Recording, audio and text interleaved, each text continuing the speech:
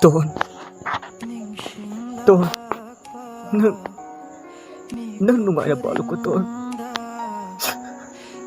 Nang nungay na po ang kibato. Nang nungay na ikibato. Mato na ikisunungay mo na. Isu awa mo po pala ka ulit. Kado ba? Ayun ang buti minakiblet ko. Ayun ang buki anong siya ba? Kaya ada ka lang siya ba? Ato, nasiti.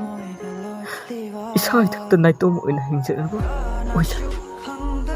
Milupian, kiyakian. Sinta.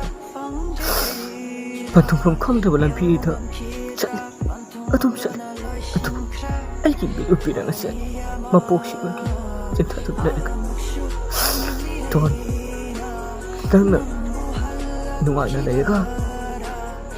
Ay, siya nungay na na ka. Ato ka. Nang na, ang mabatan matanda.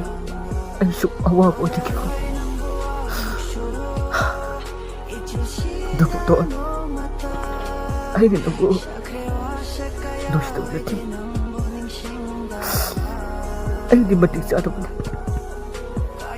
Matigsado ba? Pupang suda ba? Laya ba? Patala ba ibo?